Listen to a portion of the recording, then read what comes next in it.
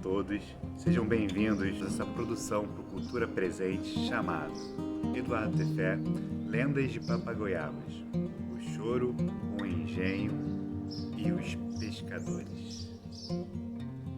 Nesse vídeo, a gente vai demonstrar algumas possibilidades de contar histórias, né? A história acompanha a humanidade quase que desde que o mundo é mundo, desde que o homem desenvolve linguagem. É importante se conhecer e se mostrar através de narrativas. E aí, nesse episódio, então, a gente vai contar um pouco das histórias que formam o imaginário, as questões de Itaguaí, sejam por vias de lendas. Vou falar um pouco sobre uma releitura da lenda de Quivilayá, que é uma lenda que funda, a lenda fundadora da cidade de Itaguaí, que uma amiga, a Tandara Mota, reescreveu a partir da ótica de Laiá, de um bairro que tem na cidade. Depois disso, vou passar sobre um texto já um pouco mais jornalístico, de acordo com que eu acho que o assunto pede, sobre a questão do engenho, uma questão muito séria. E aí, quando a gente fala contando histórias, existem as lúdicas e existem as reais. Depois disso, eu vou falar sobre uma lenda dos japoneses. Era uma brincadeira que se contava com as crianças, adolescentes aqui. E é muito legal, porque Itaguaí tem uma colônia japonesa muito grande que vem pra cá e dinamiza o comércio da cidade, dinamiza a agricultura da cidade.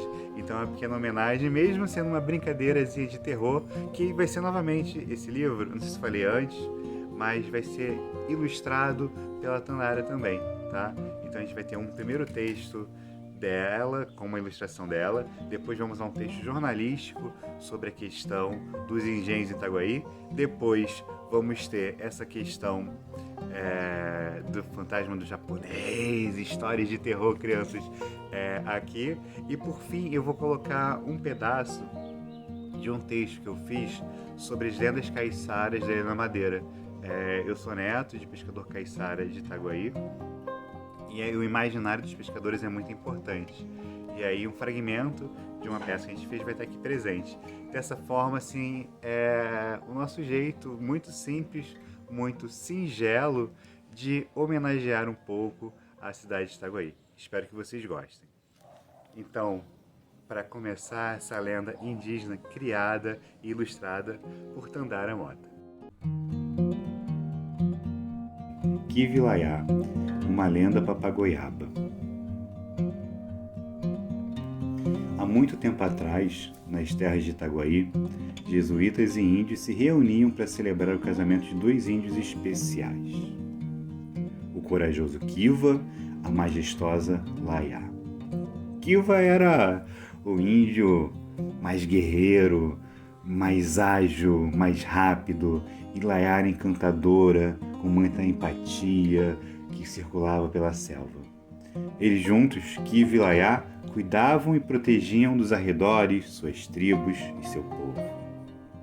Um dia, quando Quiva saiu para uma batalha, enquanto Laiá comandava a tribo, eis que chega a notícia: Quiva morreu em combate! Quiva morreu em combate!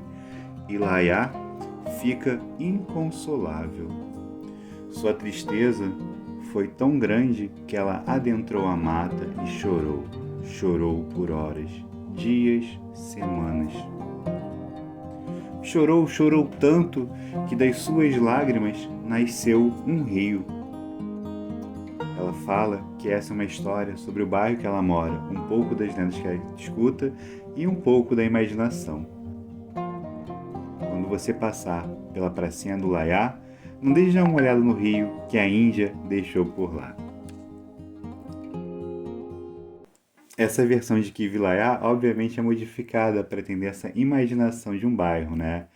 As lendas têm essa questão de estarem mudando de acordo com a forma de contato, disso assim. Na história original, Quiva tem que se sacrificar para poder salvar Laiá, né? Mas quem se interessar, só dá um Google sobre a lenda de Quivilayá na cidade de Itaguaí. E agora, a segunda parte vai ser sobre o engenho do facão, que eu vou ler, porque eu acho que é algo importante. É um capítulo da cidade, eu acho que a leitura do fato também é o conhecimento. Uma das histórias mais trágicas da cidade de Itaguaí confunde-se com a história de José Pires Tavares. Essa figura histórica ganhou contornos míticos, sendo ainda hoje associada nas histórias locais à famosa lenda de Laiá e Kiva.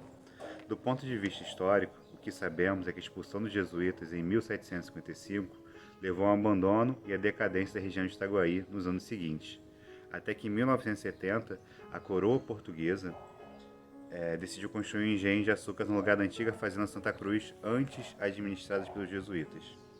Nestes tempos, a colônia andava em crise, o ouro em Minas já não era tão abundante e o açúcar brasileiro encontrava-se concorrente no mercado mundial. Portugal já não era a mesma potência do passado e cada vez mais surgiam movimentos de descontentamento ao domínio de Portugal no Brasil, como a famosa Inconfidência Mineira. Novos tempos sopravam e os mais atentos já conseguiam perceber as mudanças no horizonte. Buscando se reestruturar-se economicamente, o governo português ordenou a construção do Engenho de Itaguaí.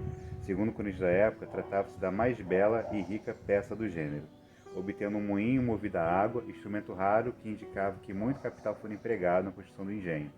Para a administração da fazenda, foi nomeado Manuel Joaquim da Silva e Castro, e aqui começa o início do fim das histórias dos índios de Itaguaí. Os mesmos índios que desde o início da colonização eram aliados dos portugueses passaram a ser destratados pelo novo administrador. Obrigados a limpar as valas das aldeias, os índios foram expulsos de suas terras para abrir caminho para a construção do engenho. O administrador justificou sua atitude afirmando que os índios cometiam roubos e furtos associando-se aos criminosos. É nesse momento que aparece a figura de José Pires Tavares, descendente indígena que ocupava o posto de capitão-mor de Itaguaí, cargo público administrativo. Ao contrário do que se pode pensar, não era raro pessoas de descendência indígena ocuparem cargos administrativos, geralmente indicados por serem influentes sobre seu povo. Acontece José Pires Tavares defendeu os índios e respondeu a Manuel Joaquim da Silva e Castro, dizendo que suas afirmações eram mentirosas e que os índios de Itaguaí sempre tiveram bons costumes e bom relacionamento com os colonos da região. Manuel Joaquim da Silva e Castro se indignou com o fato de um caboclo ousar levantar a voz contra ele e ameaçou José Pires Tavares. Este, não aguardando a concretização da vingança, vendeu seus bens e resolveu ir a Lisboa queixar-se pessoalmente com a rainha de Portugal, Maria I, em relação ao posto do novo administrador. Enquanto José Pires Tavares fazia sua viagem, Manuel Joaquim da Silva e Castro conseguiu uma ordem judicial para que os índios, que na época contavam 400 pessoas, entre homens, mulheres, idosos e crianças, deixassem a região sem qualquer outro lugar para viver. Após algum tempo, confiantes no enriquecimento do administrador, os índios voltaram para a região, mas ele não havia esquecido.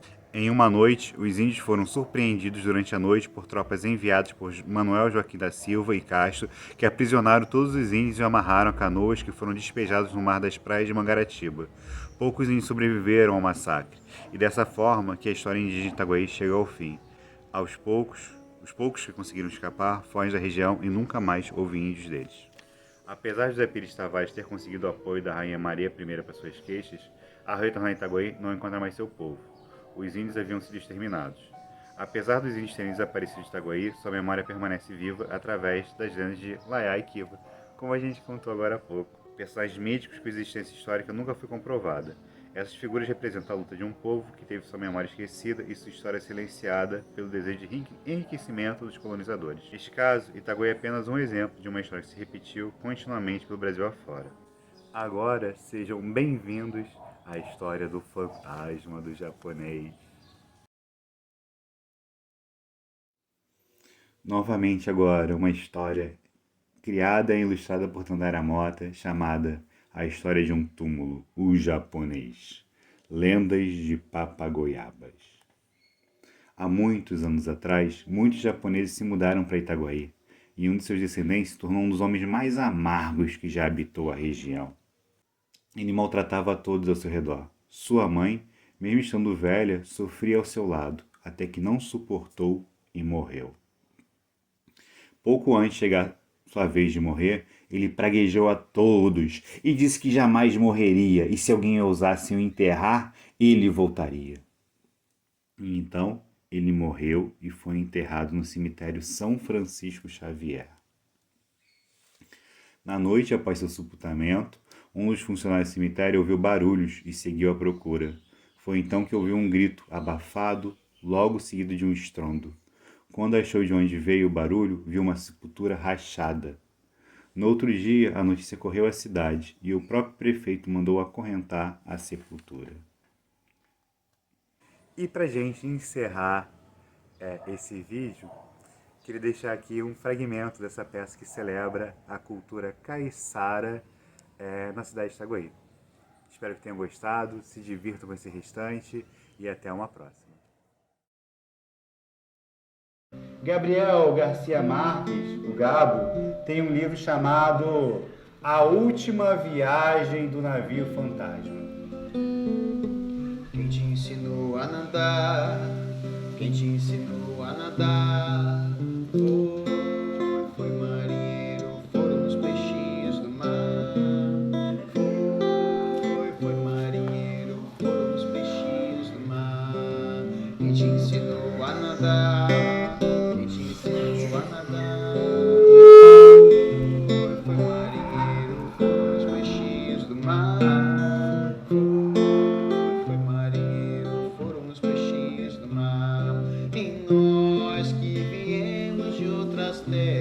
De outro mar, e nós que viemos de outras terras, de outro mar, temos pólvora, chumbo e bala, nós queremos guerrear. Temos pólvora, chumbo e bala, nós queremos guerrear. Quem te ensinou a nadar? Quem te ensinou a nadar? Foi marinheiro, foram os peixinhos do mar.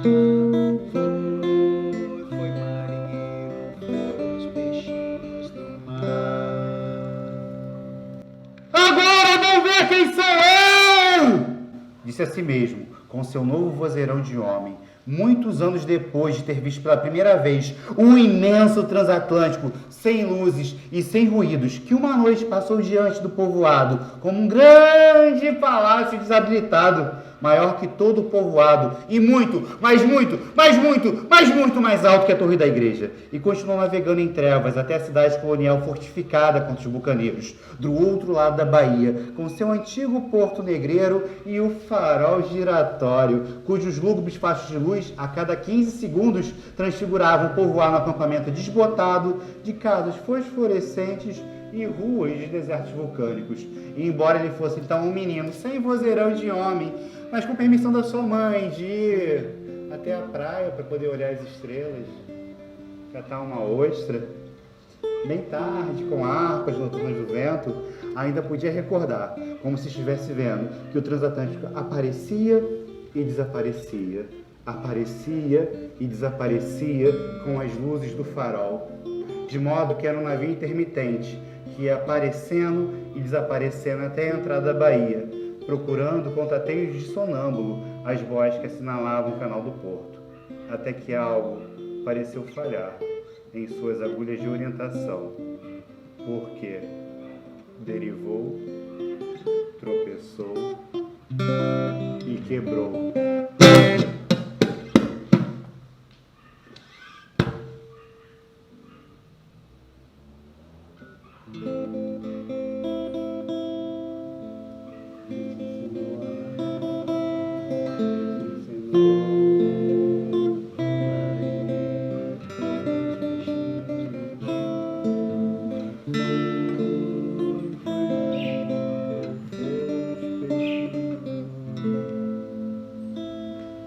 O menino ficou pensando naquela história, naquilo tudo que tinha acontecido, se aquilo tudo era verdade, ou se era que nem a história de João vai e vem, que um dia estava saindo do caminho encantado, rumo ao saco do engenho, passando pela rota dos pescadores, quando viu um bicho bonito. Parecia um cavalo, um alazão, mas tinha porte de mula. E ele falou, nossa, que bicho bonito. Então João vai e vem, chegou perto. Quando olhou ali, ele viu uma chama enorme na cabeça. Era a mula sem cabeça. Se vocês não sabem, a mula sem cabeça é a amante do padre, que por castigo é transformada nesse bicho e tem que andar por aí pelas cidades, todas as noites, vagando para sempre. Mas João vai e vem, era fã de um negocinho, então não contava muito. Mas um dia Pedro, mão de flor, também estava andando pelo caminho misterioso que ligava até a rota dos pescadores, quando de repente ele viu um menino que fazia rodemoinho. Ele contou isso pra gente com o cabelo todo em pé. Era o Saci. Ele falou que só se livrou porque ele pegou a boina daquele menino. Para quem não sabe, a única forma de salvar de um Saci é você pegando a boina dele, porque aí o Saci tem que fazer tudo o que você quiser. Mas Pedro, mão de flor, também era fã de um negocinho e por isso não contava muito. Mas teve um dia que Manuel Bundão também estava nessa rota. Manuel Bundão, não sei por que tem esse nome, viu, Boitatá? Manuel Bundão era fã de um negocinho? Manuel Bundão era louco mesmo. Mas o menino não bebia o negocinho e também não acreditava muito nas histórias de folclore, não. A sua família mesmo tinham 6 tias quando veio o 7º tio homem. E para todo mundo, e para quem não sabe, ou já sabe, ou ainda não sabe, sabe. Mesmo que não saiba, ele sabe que o 7º filho homem, depois de 6 filhas mulheres, vira lobisomem. O seu tio era meio peludo, gostava de fazer até mijava em poste de vez em quando. Mas ele nunca tinha visto o tio dele virado lobisomem. Então, ele não acreditou muito nessas histórias, não. De qualquer forma, o menino foi levado pela música e pelo barulho do carnaval que se aproximava.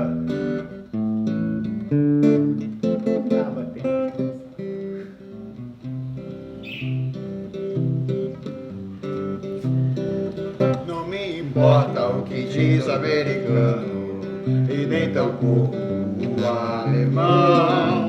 Se suas terras são terras de veludo que tem de tudo ao alcance da mão, não me importo porque minhas terras é terra de primeira. Porque além do samba e do café tem a Ilha da Madeira. Ilha da Madeira, de praias serenas e morenas que vivem a sonhar. Pescadores bem tranquilos trabalham felizes com seus peixes da brisa do mar. Terra tão fértil e bela que até a lua orgulha em iluminar. Ilha da Madeira, as noites serenas nos convidam a sonhar. Nessa terra eu conheci uma morena que foi tudo para mim. Nessa terra nascerão meus filhos, nascerão meus netos. Peço a Deus que sejam assim. Ilha da Madeira, meu maior orgulho é ser filho de você. É ser filho de você. No outro dia ele lembrou de uma história que ele contava para o vô. Um simplório pescador que um dia foi descer o Rio Vermelho. Ele desceu pelo caminho tortuoso das Pedras Encantadas, quando de repente a água começou a balançar. E a água balançava e de repente ele viu o mar virar. Quando pedras se levantaram e um bicho monstruoso surgiu. Os periquitos voaram por aí. Seu Joaquim, o simplório pescador, fez assim, muito bravamente, olhou para aquelas pedras, para aquele monstro de repente e disse: ai, não me mata! E aquele monstro gigantesco disse: seu Joaquim, leve um recado para mim. Seu Joaquim olhou bravamente e disse: ai, não me mate! O monstro então olhou e falou: preservem o meio ambiente. E o pescador disse, não foi ai, não me mate, foi sim. Caranguejo não é peixe, caranguejo peixe é. Caranguejo só é peixe na enchente da maré. Ora palma, palma, palma, ora pé, pé, pé, ora roda, roda, roda. Caranguejo peixe é. Caranguejo não é peixe, caranguejo peixe é. Caranguejo só é peixe na enchente da maré. Ora palma, palma, palma, ora pé, pé, pé, ora, roda, roda, caranguejo, peixe é. Depois de pensar e meditar com as estrelas, de ouvir o barulho dos passarinhos, o menino resolveu ir até a beira da praia, ver se achava algum pedacinho, algum caquinho do navio, uma madeira, alguma coisa assim. Porque se aquele navio tinha naufragado ali, era óbvio que na areia da praia tinha que ter alguma coisa, de repente uma madeira, uma taça quebrada, algum papel ao ar, algo tinha que parecer dali. O menino não viu nada, mas ele viu o povo alvoroçado, gritando. Ele vê de longe um barco levemente afogado, mas um barco tipo o que ele conseguia. Era João. Vamos nessa! João, vamos nessa! Pilotava bravamente o barco, com remadas firmes, remadas constantes. João, vamos nessa! Caminhava em direção à praia, quase como se estivesse andando sobre as águas, mas ele estava no seu barco famoso, o barco Vamos Nessa! Quando de repente, ele numa manobra tipo surfista, embicou para a praia. A multidão...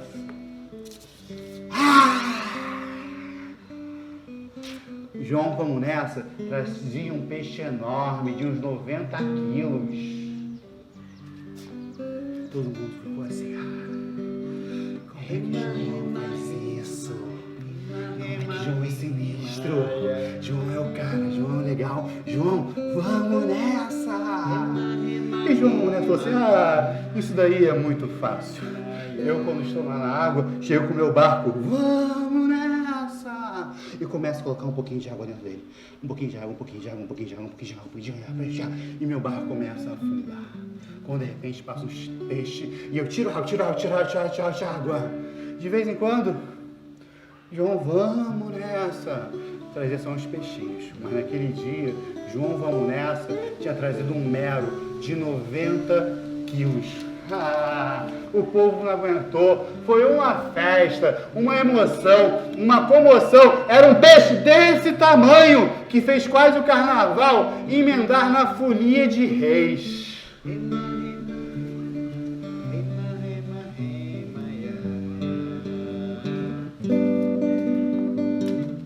Eu entrei na roda, na roda, dança, eu não sei dançar. Eu entrei na roda,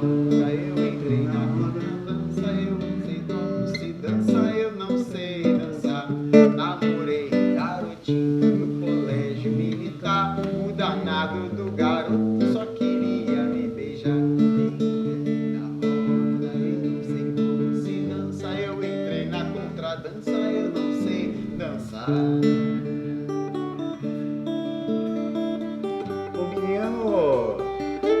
Gostava muito das festas, gostava do carnaval, gostava da folia de reis, gostava muito da festa de São Pedro. São Pedro é o padroeiro dos pescadores e é preciso agradecer São Pedro pelo sol de cada dia, pelo peixe enviado ao mar, pela segurança de ir e voltar. Na festa de São Pedro, todos os barcos do mundo iam para o mar, iam mais ou menos uns 12 barcos, sem exagero. Sem exagero, 12 barcos enfeitados, bonitos, homenageando São Pedro. A única festa que o garoto achava mais ou menos, que ele gostava, não tão assim, era a festa junina. Não me entendam mal, o garoto gostava da quermesse, gostava da quadrilha, gostava de salgadinhos, gostava das danças. O que o garoto não gostava? Não gostava de uma coisa chamada carmonia. A ilha tinha várias comidas gostosas. Tinha o peixe com banana, o peixe na brasa. Para quem não sabe, a receita do peixe com banana era ferver o peixe junto com a banana e com a águazinha que ia escorrendo assim, você ia fazendo pirão. O pirão da ilha era o melhor pirão do Brasil. Disparado, disparado, disparado, disparado. O peixe com a brasa, você pegava o peixe, cavava um buraquinho na areia, colocava o peixe lá, tampava a areia, colocava um carvão, uma lenha em cima, normalmente uma lenha, né, porque não tinha muito carvão naquela época, acendia. Dava tempo de você ir pegar uma ostra, quando você voltava, seu peixe estava assado. Mas aí também tinha uma comida chamada carmonia, que era uma espécie de cocada, só que feita com mandioca ralada e gengibre. O garoto não gostava muito disso não, mas sua avó gostava de fazer. A avó do menino fazia uma carmonia grande, imensa, assim, e chamava os tios. Não sei se vocês lembram, mas eram 6 filhas mulheres e 1 filho homem. A avó pegava um pedaço de carmonia e dava para cada um dos filhos. Aqui, aqui, aqui, aqui, aqui, aqui. Os filhos todos, benção mãe, benção mãe, benção mãe. Deve estar uma delícia, vou comer ali. Pegavam e davam para os netos, incluindo o menino, que tinham que comer. Come! Vai deixar sua avó triste? O menino pegava a carmonia, olhava,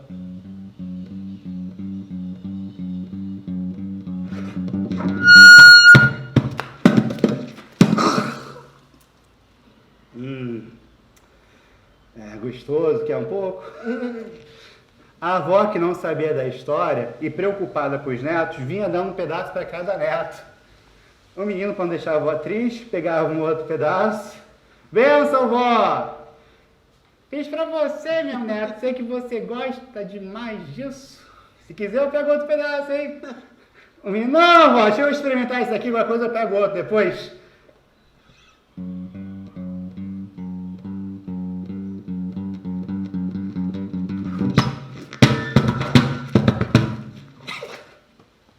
Gostoso, vó, mas vou pegar o outro depois. O menino ainda não sabia que ia sentir saudade do doce da avó, que a avó não ia poder fazer mais esse doce, porque foi ficando amarela, amarela, amarela, até não poder mais fazer a carmonia. Mas o menino crescia, já era chamado para fazer as casas de pau a pique. Para quem não sabe, as casas de pau a pique, melhor parar um pouco, né? Porque...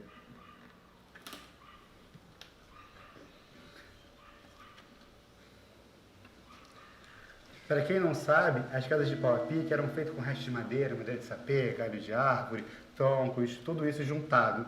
Normalmente um carpinteiro amarrava isso tudo assim e o povo era convidado para o embarreiramento. O embarreiramento, você pegava toda aquela lama, juntava tudo assim e depois daquela casa toda amarrada assim, com paredes todas feitas de madeira, o povo ia colocando, formando paredes, formando tetos, juntando tudo. No final, o dono da casa dava um almoço aí, um peixe com banana, um peixe na brasa, de vez em quando carmonia, carmonia. Às vezes até uma feijoada rolava nessa época assim, né? Era no ritual, todo mundo se ajudava. O menino também era convidado para jogar futebol. Futebol na Ilha da Madeira era quase um pacote turístico. Tinha que se ir ao outro lado, a outra praia, que era onde chegavam os trens, e fazer o convite. O convite de futebol era quase um pacote turístico. Além da partida de futebol, se convidava para o baile no sábado, para uma praia com almoço no domingo de manhã, para a partida da tarde. Os times iam animados chegando lá. Talvez fosse uma estratégia da ilha, não se sabe. Mas chegavam no baile, tomavam um negocinho. Na praia, na manhã seguinte, muito sol, muita vida boa. E não fugiam a regra do dia seguinte. Um negocinho. A comida era uma delícia no almoço. Comiam bastante. E quando chegava no futebol, a ilha arrasava. Pedro, mão de flor! Lança pra João, vai, vem! João, vai, vem, vai! Limpa um, limpa outro, vai, vem! Opa, passou! Chutou! E é gol! Na Ilha da Madeira! Não importa o que diz a americano, ele então Ilha, se suas terras são terras de veludo, que tem de tudo ao alcance da mão. Não os invejo porque minha terra Coroa Grande ficava chateada. terra de primeira. Porque o melhor futebol é aqui na Ilha da Madeira. Coroa Grande vai passar. Passou, chutou. João Pedro pegou. Eita, me dá um negocinho. João, vamos nessa. Rouba a bola de João Pedro. E vamos nessa. João, vamos nessa. Libra 1, libra 2. Vamos nessa. Ele libra 4. Libra 5. Vem mais. Vamos nessa. João, vamos nessa. Passa o Manuel Bundão. Não sei por que tem esse nome. Manuel Bundão carrega. Chuta. E é gol. Na Ilha da Madeira, suas luzes serenas, morenas a sonhar. Pescadores bem tranquilos, trabalham felizes sobre a brisa do mar. Terra tão fértil e bela que até a lua se ilumina e iluminar. Ilha da Madeira, suas noites serenas nos convidam a sonhar. Nessa terra eu conheci uma morena que é tudo para mim.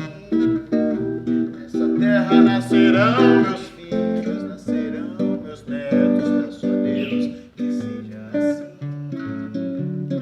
Ilha da Madeira, meu maior orgulho é ser filho de você. É ser filho de você. Estratégia ou não, a ilha tinha um dos melhores times do ramal. Mas como chegamos até aqui, vocês me ajudaram a não deixar o barco afundar de vez. O menino olha de repente e ele vê aquele barco novamente se aproximando.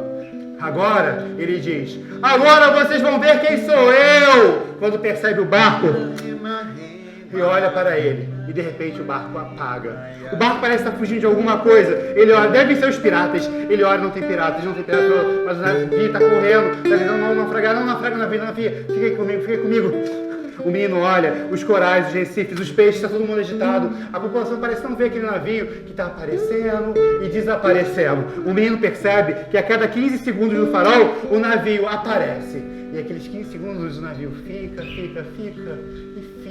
Aquele imenso transatlântico lindo, bonito, cheio de luzes, cheio de danças, cheio de coisas, onde a vida parece habitar.